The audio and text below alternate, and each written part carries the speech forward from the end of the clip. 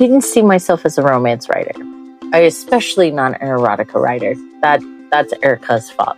That's Erica Lance's. Don't tell Erica. It's Erica's fault. No.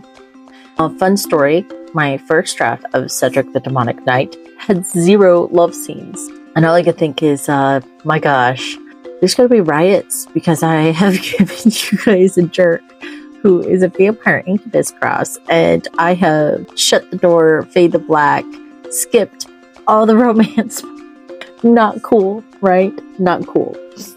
So, that's true story. So, no, I started with the Cedric series. So, you'll notice that series in particular is more like a heat level 3 or 4. The reason for that is because bashful little Val, who is still exploring how do I capture romance, how do I want to capture romance, started diving into different books, adventuring into saucier books than what I normally do, and kind of going outdoor my personal boundary and realizing, oh, there's different ways to do this. I'm going to combine XYZ and then set the parameter that I don't want to use the vulgar language because I feel I can't. But I somehow still made it spicy because by the vanity scene towards the end of the Oracle in book 3, that heat level is a little warmer despite not having those descriptors, right? And that vulgar language. And then my friends are like, you should write erotica, Val. You would be good at it. And I'm like, I don't know about this. I'm going to feel like I'm going to have the giggles because I can't take this serious. Because I wrote that word. I wrote the P word, the V word. So they convinced me. They bestowed me. I did not pick my pen name for this. They bestowed the name Honey Cummings.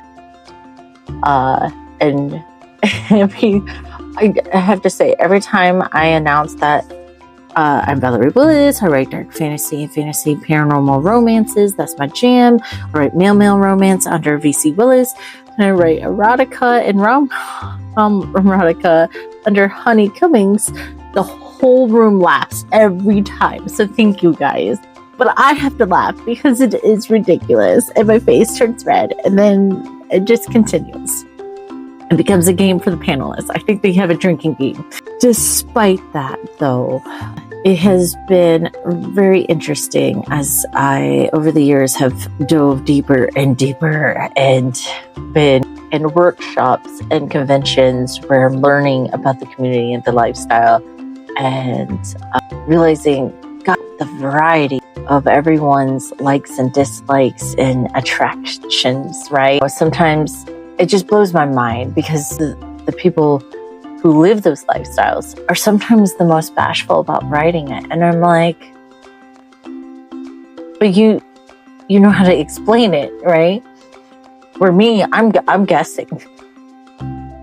I do like to portray lots of kinks and fetishes in the Honey Cummings short stories, but do I practice any of that? Absolutely not. Though my husband likes to tell people yes, and I'm like, please stop. You're not Sasquatch. You're not the Chupacabra. And you're definitely not the goat's breath. So I think he just likes saying yes because he already knows that I've knocked over a monitor off the desk while he's walked in while I was writing this stuff. Romance has been difficult for me. I didn't foresee myself in this position of it being my expertise. Dragon Con taught me that I have become the romance expert on panels. And the smut expert, strangely enough, even though my face can't handle that very much, I was not aiming for romance. I was writing a fantasy. I thought I was writing an epic fantasy, and then it was like, I don't want to write 150, 200,000 words. And here I am writing a rom-com.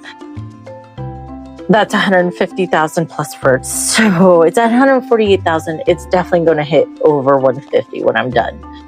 So it's strange when I look back of where I started 10, 16. Has it been that long? It has. It's like 15 years ago.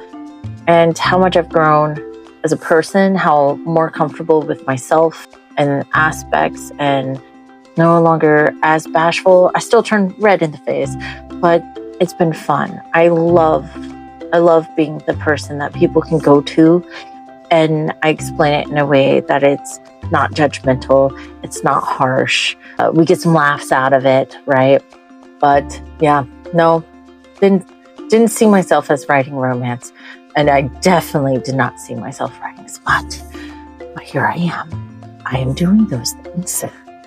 And I think I'll keep doing those things. So I look forward to my next standalone. It's going to be more of a contemporary romance, rom-com kind of vibe. I'm going to try to break some things. Not the characters. Break standards, expectation, and try to be adventurous. And hopefully you guys as the reader might like this. So, and no, I don't have a jerk. Well, Isabel might count as a jerk. She has her reasons because she feels like she's been swindled. Anyone's a jerk to anyone who they think they've swindled them, tricked them, have done a thing without permission, even though he meant well. He's like, oh, it hurts to have a seal. Let me just, Mr. Lionheart, you meant well, but you gotta ask first. I know living for centuries has numbed you to personal space, magical space, apparently. So that's the kind of vibe I'm playing with.